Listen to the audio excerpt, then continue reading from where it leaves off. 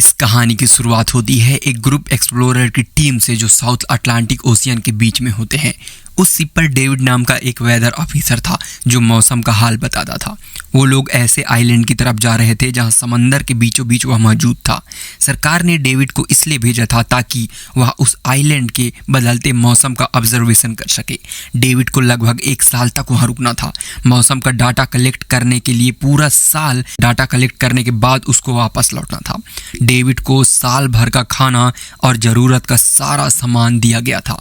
कई दिन के सफ़र के बाद आखिरकार वह आइलैंड तक पहुंच गए। वो लोग बोट की मदद से उस आइलैंड पर उतरे और यह आइलैंड पूरी तरह से वीरान था। उस आइलैंड पर एक लाइट हाउस और एक छोटा सा घर था जहां डेविड को रहना था, क्योंकि इससे पहले भी एक रॉबर्ट नाम का वेदर ऑफिसर यहां रहता था, लेकिन अब उसकी ड्यूटी खत्म हो चुका था। उसने 1 साल तक अकेले उस आइलैंड पर रहकर मौसम का डाटा कलेक्ट किया।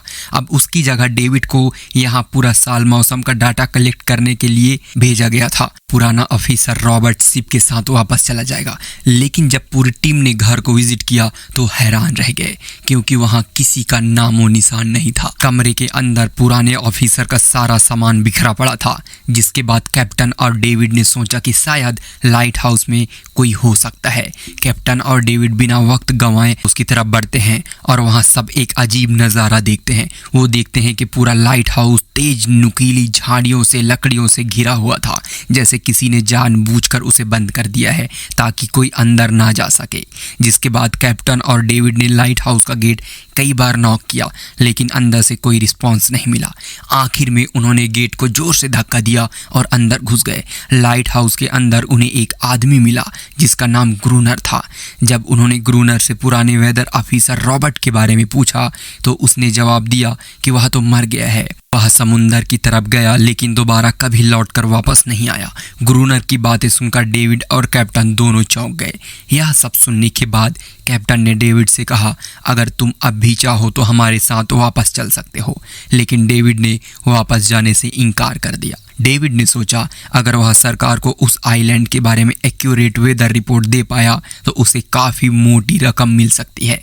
जिसके बाद कैप्टन ने उसे एक गन दी खुद के प्रोटेक्शन के लिए, और कैप्टन ने डेविड से कहा, यह जगह मुझे सेफ नहीं दिखाई दे रही है, अपना ख्याल रखना। इसके बाद उसे वहीं छोड़कर सब वापस चल दिए और यह दोबारा वापस 1 साल के बाद आएंगे। कैप्टन के जाने के बाद डेविड ने घर थोड़ा सेटल किया और रहने के काबिल बनाया। रात होने के बाद उसे ड्रॉर में एक डायरी मिली जो पुराने वेदर ऑफिसर रॉबर्ट की थी। उस डायरी में आइलैंड के बारे में बहुत कुछ लिखा था। डायरी में एक मिस्टीरियस क्रिएचर के बारे में बहुत कुछ बातें लिखी थी, लेकिन सब कुछ साफ नहीं था।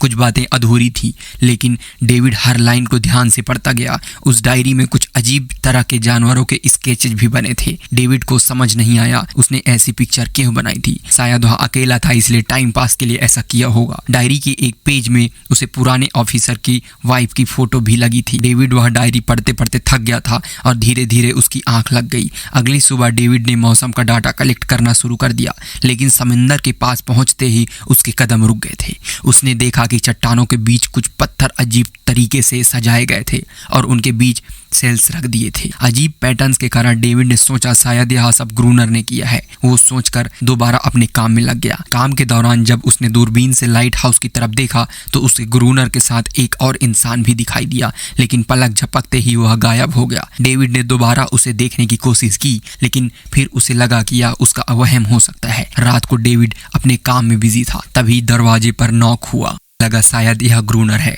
डेविड ने उसका नाम पुकारा, लेकिन कोई जवाब नहीं मिला। हाथ में लैंप लेकर जैसे ही डेविड दरवाजे की तरफ बढ़ा तो उसके कानों में कुछ अजीब सी आवाज़ों की गूंज आने लगी। वह इंसान की बिल्कुल भी नहीं थी। फिर उसने देखा कि गेट के नीचे किसी अजीबोगरीब क्रिएचर का हाथ अंदर आने की कोशिश कर रहा है। वो इंसान का हाथ बिल्कुल भी नहीं था। यह देखकर डेविड के पांव तले जमीन ही खिसक गई। वह तुरंत बेसमेंट की तरफ भागा और वहां जाकर छुप गया। कुछ ही देर में वो मिस्टीरियस क्रिएचर घर के अंदर घुस चुकी थी। थी वहाँ छुप छुप कर डेविड को ढूंढ रही थी और डेविड बेसमेंट के अंदर एक छोटे से दराज से उसे देखने लगा। डेविड की हलचल से उस क्रिएचर ने डेविड को देख लिया, जिसके बाद वो क्रिएचर डेविड को मारने के लिए तेजी से उसकी ओर भागा। तभी दरार से उसे पकड़ने की कोशिश भी करने लगा और डेविड ने खुद को बचाने के लिए फौरन एक चाकू उठाकर उसकी आंख में दे मारा। वो क्रिएचर चीख के भाग गई, लेकिन वह कभी भी वापस आ सकती थी और डेविड के दिमाग में यह बात कंफर्म हो गई कि जो डायरी में वो क्रिएचर की बात लिखी थी वो सच है। डर के मारे पूरी रात सो न सका।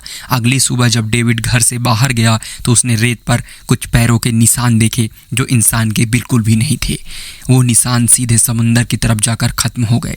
अब डेविड को समझ में आ गया कि क्यों ग्रूनर ने लाइट हाउस के चारों ओर नुकीली लकड़ियां लगाई हैं।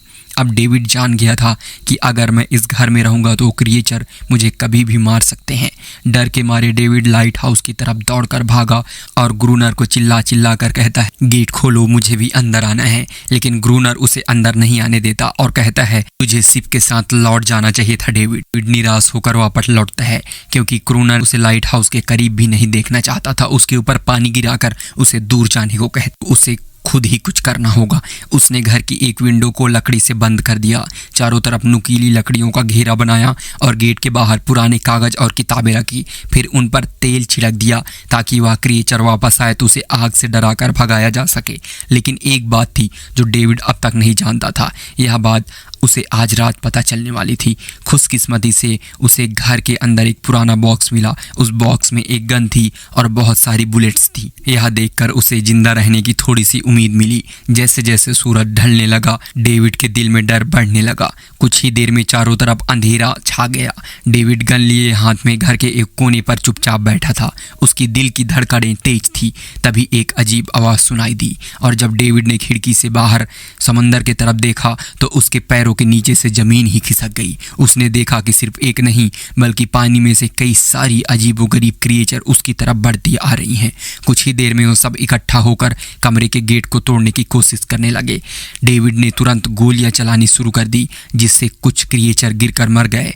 डेविड को लगा कि गोली की आवाज़ सुनने के बाद वो डर कर भाग जाएंगे, लेकिन वे अपने साथियों को मरता हुआ देखकर और ज़्यादा गुस्सा हो गए। तब डेविड प्लान बी अपनाते हुए गेट के बाहर रखे कागजों और पुरानी किताबों को आग लगा देता है।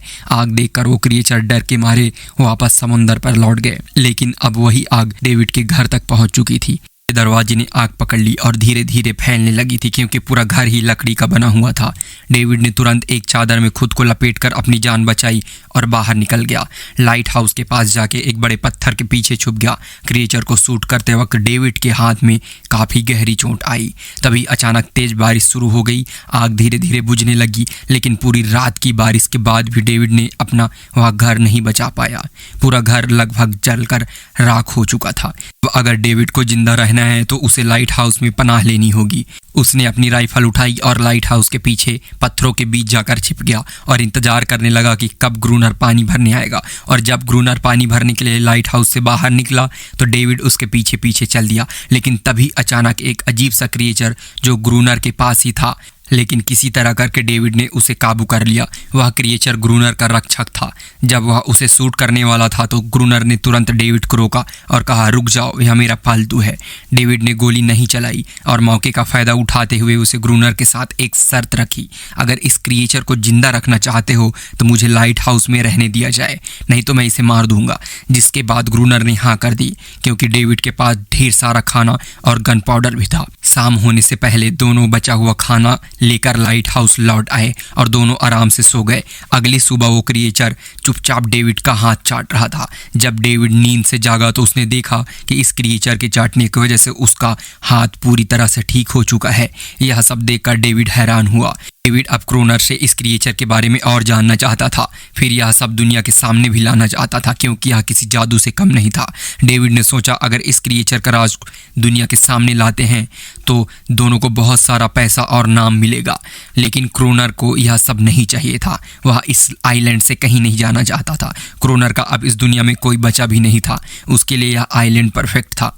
यहाँ पर वो अपने आप को किंग समझता था और अपनी मर्जी का मालिक था। इस वजह से उसने आइलैंड के कई हिस्सों में लिख दिया था क्रोनर यहाँ का बादशाह है। लेकिन डेविड को यह समझ नहीं आ रहा था कि यह अजीब सी क्रिएचर पालतू कैसे बनी। तो क्रोनर ने बताया कि एक बार क्रोनर ने उसकी जान बचाई थी। वो गलती से शिपिंग नेट में फंस गई थी, तब यह क्रिएचर छोटी थी और उस दिन के बाद वह क्रोनर के साथ ही रह गई। उसकी हर बात माननी शुरू कर दी। लेकिन क्रोनर एक सख्त इंसान था। वह इस क्रिएचर के साथ बहुत बुरा व्यवहार करता था। दिन इस क्रिएचर के साथ फिजिकल रिलेशन रखता था। ने बताया कि एक बार इस क्रिएचर ने मुझ पर हमला किया था। उसके बदले क्रोनर ने उसे ऐसी सजा दी और उस सजा के बाद वो क्रिएचर अपने आप को इसका गुलाम समझने लगी। आप सब समझ ही गए होंगे कि हर रात वो क्रिएचर समुद्र से बाहर क्यों आते हैं। वो सभी इसलिए आते हैं ताकि अपने साथी को ग्रूनर से छुड़वाकर वापस ले जाएं। लेकिन ग्रूनर ऐसा नहीं होने देता। वो क्रिएचर दिन के ज्वाले में अटैक नहीं कर सकते क्योंकि सूरज की रोशनी उनकी स्किन जला देती है। डेविड अब यहाँ और नहीं रहना चाहता था। वो किसी तरह से आइलैंड से अपनी जान छुड़ाना चाहता था। खैर, शाम होने लगी और ग्रूनर ने उसे कहा कि गन लेकर रेडी हो जाओ क्योंकि वो क्रिएचर कभी भी हमला कर सकते हैं। वो लाइट हाउस की लाइट ऑन करने के लिए तैयार हो गए। कुछ ही देर में समुद्र से बड़ी संख्या में क्रिएचर निकलकर बाहर आए। वो लाइट हाउस की तरफ बढ़ते जा रहे थे। क्रोनर उन पर लगातार फायर करता जा रहा था, लेकिन डेविड पूरी तरह से डर गया था। वो लाइट हाउस के अंदर की तरफ भागने लगा। क्रोनर के बार बार कहने के बावजूद वो बस एक कोने में चुपचाप बैठा रहा। कुछ ही देर में डेविड बेहोश हो गया। क्रोनर पूरी रात अकेला इन क्रिएचर से लड़ता रहा। अगली सुबह ग्रूनर ने गुस्से में डेविड के मुंह पर पानी डालकर उसे उठाया। अगर तुम्हें जिंदा रहना है तो इनकी जान लेनी होगी, नहीं तो तुम्हें लाइट हाउस से निकाल दिया जाएगा और तुम्हें हर मेरी बात माननी होगी। रोजाना पानी भर कर लाना, लाइट हाउस के छोटे बड़े काम करना और रात को मेरे साथ गार्ड ड्यूटी भी करनी होगी।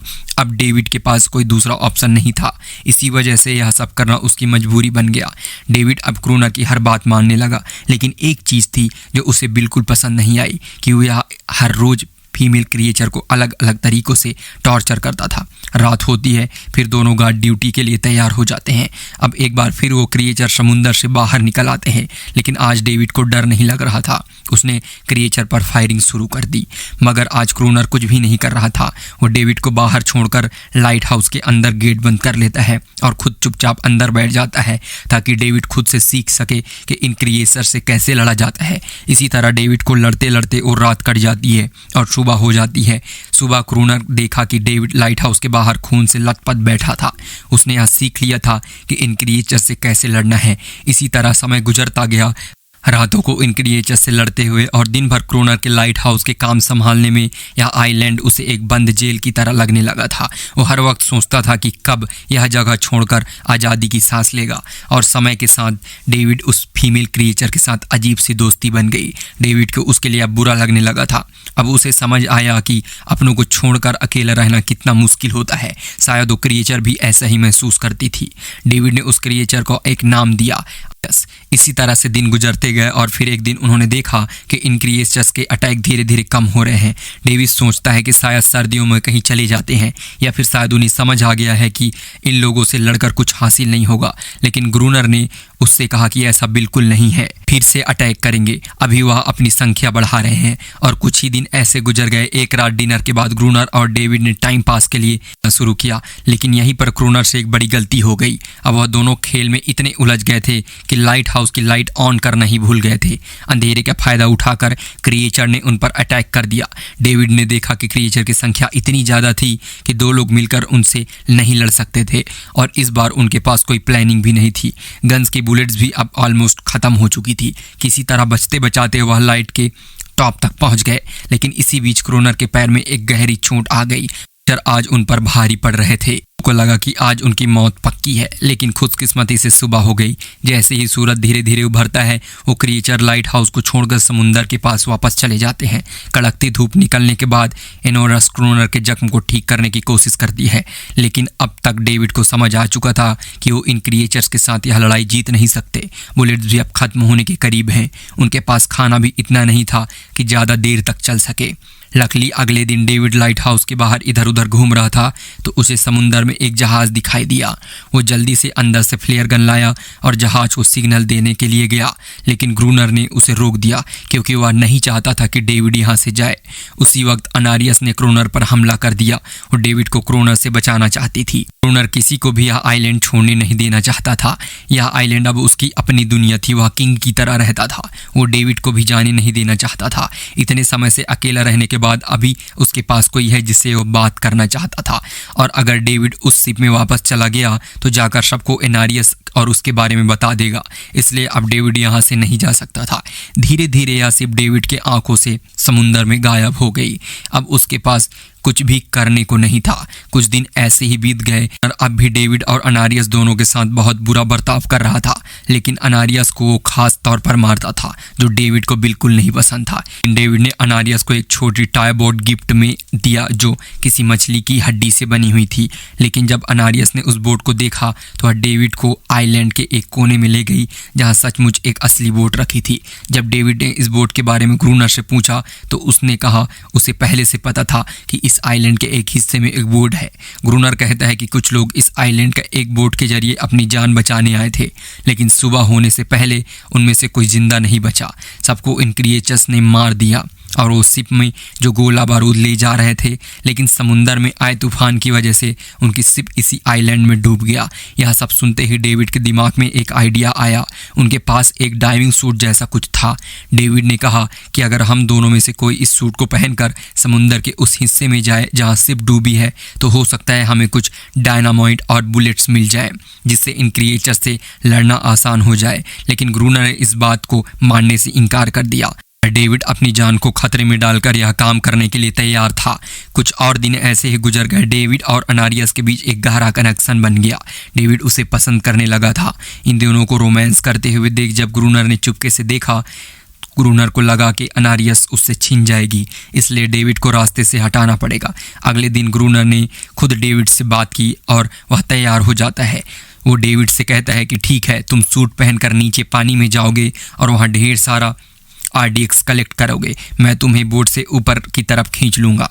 लेकिन ग्रूनर का असली इरादा कुछ और था।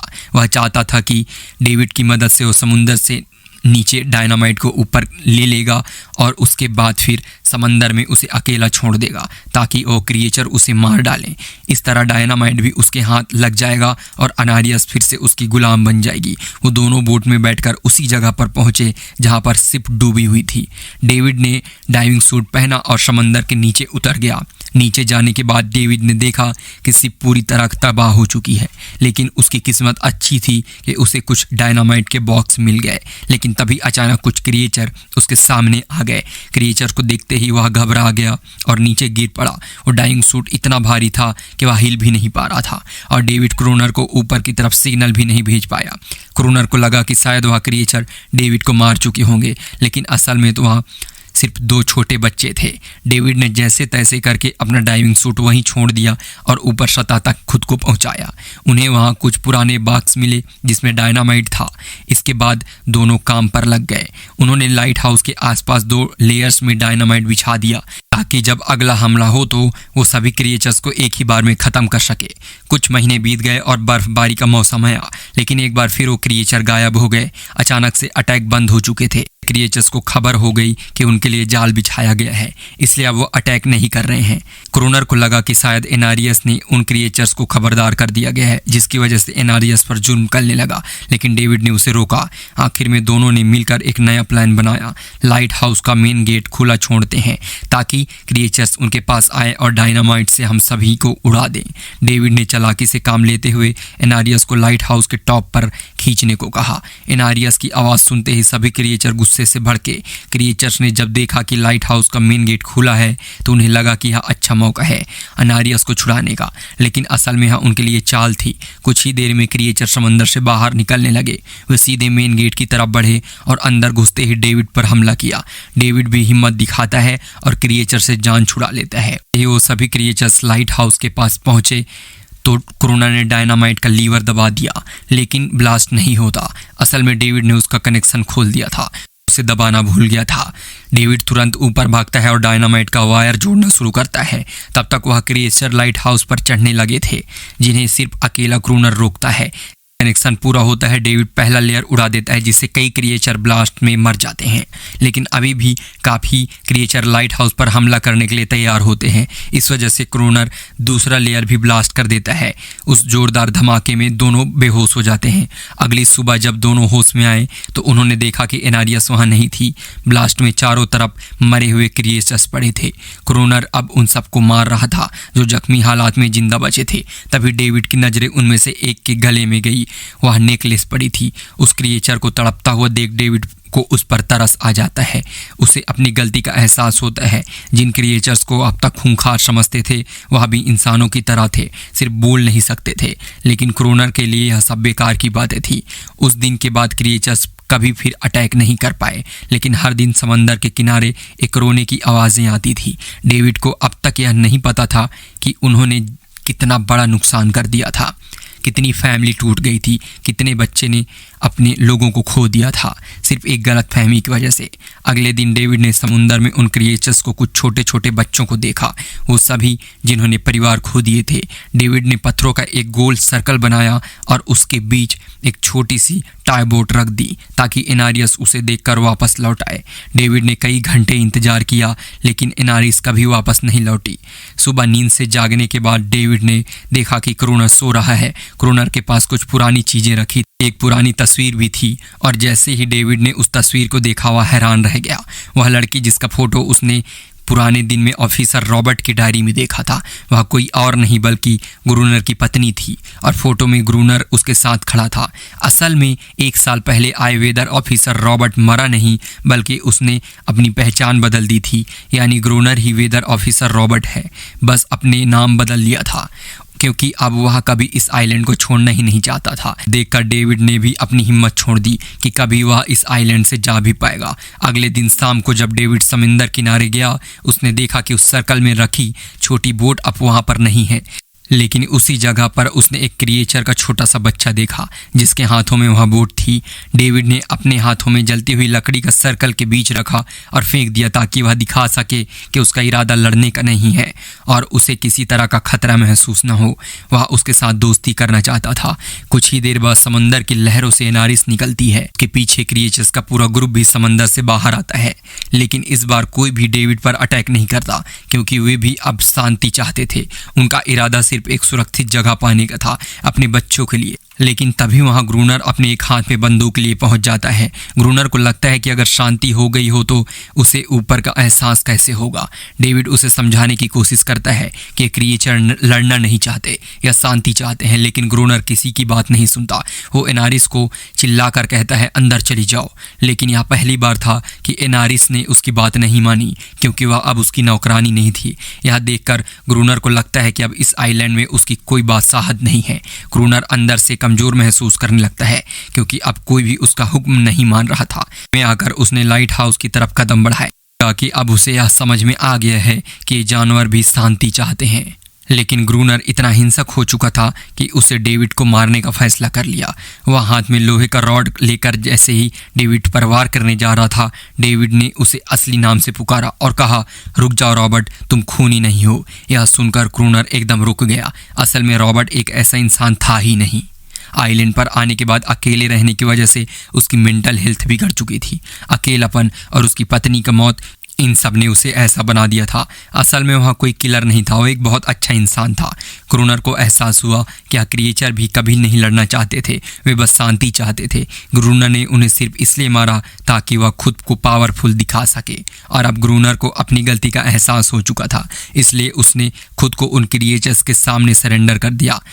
कुछ ही पलों में उन्होंने उसे मार दिया। डेविड लाइट हाउस के अंदर घुसकर खुद को लॉक कर लेता है। ऐसे ही समय बीतता चला जाता है। 1 साल बाद आइलैंड पर एक गवर्नमेंट ऑफिसर आता है, साथ में एक नया वेदर ऑफिसर भी होता है। अब नए गवर्नमेंट अफसर को इस नए आइलैंड पर वेदर मॉनिटरिंग की ड्यूटी करनी थी। जब कैप्टन पिछले अफसर के बारे में डेविड से पूछता है तो डेविड भी वही कहता है कि वह पानी की तरफ गया लेकिन कभी वापस नहीं आया। और वेदर ऑफिसर को यह भी लगता है कि डेविड ही ग्रोनर है। डेविड ने भी उसकी इस गलतफहमी को ठीक नहीं किया। वह चुपचाप बालकनी पर पड़ा रहा और खड़ा हो गया बिना कुछ कहे, क्योंकि अब वह भी इस आइलैंड को छोड़ना नहीं चाहता था, बिल्कुल ग्रोनर की तरह। इसी दौरान एनारिस भी अपने परिवार के साथ खुश थी। अब उन्हें भी किसी ग्रोनर जैसे आदमी का डर नहीं था। अब वे आइलैंड पर भी और समंदर पर भी आज़ादी से जी सकते थे। इसी के साथ कहानी खत्म होती है।